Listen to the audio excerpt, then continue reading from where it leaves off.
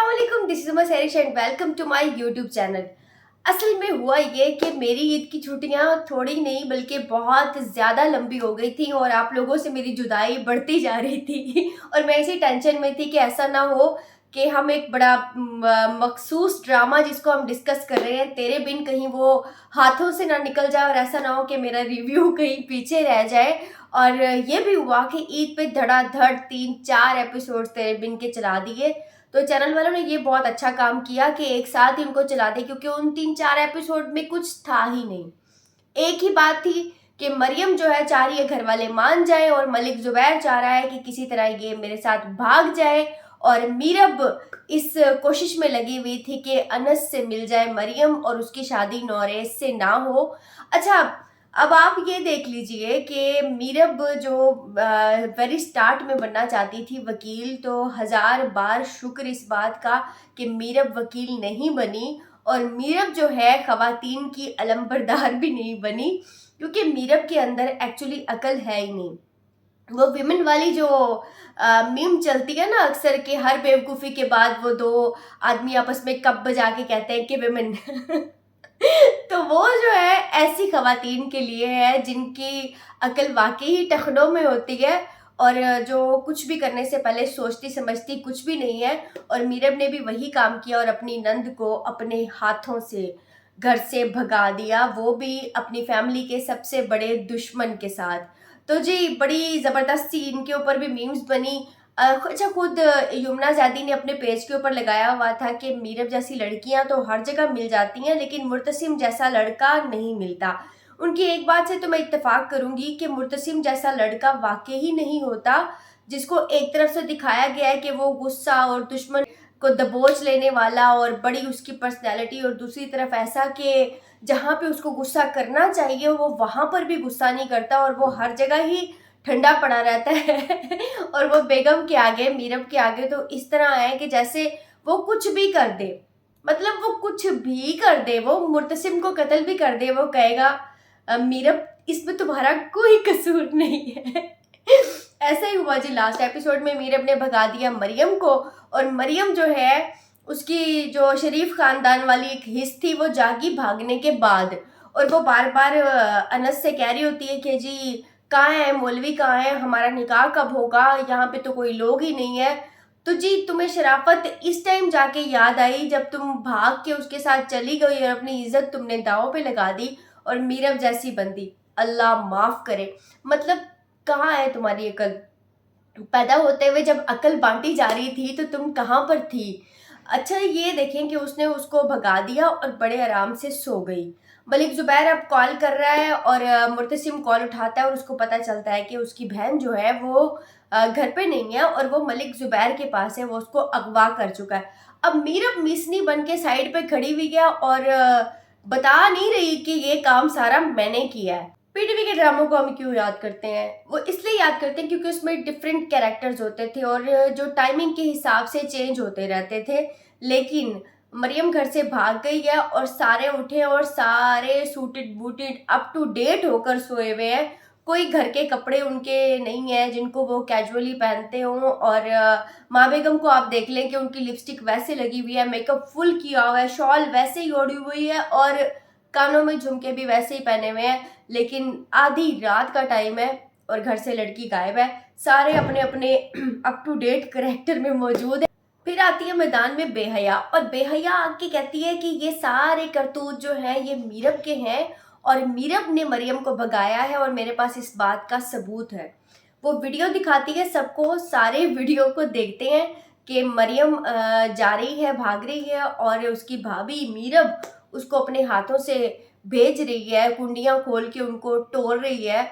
लेकिन इस सारी सिचुएशन में जब वो देख चुका होता है तो मुर्तसिम क्या कहता है? मुर्तसिम कहता है मीरब तुम एक बार कह दो कि ये सब झूठ है तो मैं वीडियो को भी झुठला दूंगा लेकिन मीरब कहती है नहीं मीरब कहती है नहीं, ये सच है।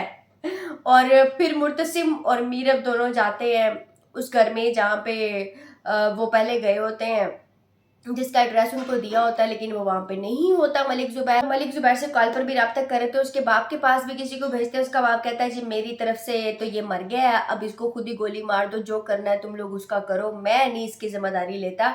और मलिक ज़ुबैर जो है वो बताता है मरियम को कि मैं जो हूँ तुम्हारे घर का सबसे बड़ा दुश्मन हूँ, मैं मलिक ज़ुबैर हूँ।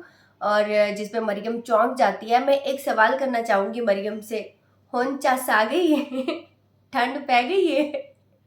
मतलब आप ऐसी अंधी मोहब्बत को कैसे मान लेते हैं? ऐसी तमाम लड़कियां यंग जनरेशन में जो इस तरह की चीज़ों को फॉलो करती हैं, उनको बिल्कुल भी ऐसा नहीं करना चाहिए, क्योंकि हम नहीं जानते हमें आगे क्या मिलने वाला है। हर इंसान के दो रूप होते हैं, जिनमें से एक जो वो हमें दिखा रहा होता है और एक वो होता है जो वो छुपा रहा होता है। तो जी यही हुआ मरियम के साथ, और मरियम को पता चल गया कि ये मलिक ज़ुबैर है और ये उसको किस इरादे से लेके आया है, उसके घर की इज्जत को जो है वो ख़राब करना चाहता है। तब मरियम की आंखें खुली और उसने रोना धोना डाल दिया कि जी किसी तरह मुझे छोड़ दो और ये वो। और मलिक ज़ुबैर फिर चंडों पे चंडे कराई उसने उसको अच्छी तरह से। अब मुर्तसिम किसी तरीके से उसको ढूंढता हुआ वहाँ पे आ गया, लेकिन मुर्तसिम जो है उसने उसको कुछ भी नहीं कहा, उसको ज़मीनों के कागजात दे दिए और अपनी बहन को जो है वो छुड़ा के वापस ले आया। और अब बहन घर पे आई है। मतलब किसी का भी कोई रिएक्शन नहीं है, सारे अपनी अपनी जगह पे बैठे हुए हैं। माँ बेगम उसको मिलती भी नहीं है, या तो वो इमोशनल हो जाती है और अपनी बेटी को मिलती, या फिर उसको एक चंड कराती जो उसने अगले एपिसोड में कराई है, जो प्रोमो में देखा जा सकता है। लेकिन उस टाइम जो एक रिएक्शन बनता था वो किसी का भी नहीं था। घर से एक बेटी का भाग जाना कोई छोटी बात नहीं होती। इस पे मुर्तसिम का भी बनता था कि अगर मीरब ने उसको भगाया है तो एक दफा तो वो मीरब को रख के थप्पड़ मारता। इस तरह की सिचुएशन में इंसान के ऊपर अपने जो आसाब है उन पे कंट्रोल नहीं रहता। वो कुछ ना कुछ ऐसा रिएक्ट जरूर करता है जो उसने पहले नहीं किया होता, चाहे वो जितना मर्जी काम हो। लेकिन ये एक ऑब्वियस सी बात है कि ऐसा जरूर होता है, बट किसी को भी नहीं दिखाया कि किसी ने उसको रिएक्ट किया हो। और फिर मुर्तसिम को उसकी माँ कहती है कि जी अब इसने हमारी बड़ी बर्बादी कर दिया है, इसने हमारी जिंदगियों को अजीरन कर दिया है, इसने कोई भी दूसरा काम नहीं छोड़ा, मीरब को तो इसके घर छोड़ के आओ।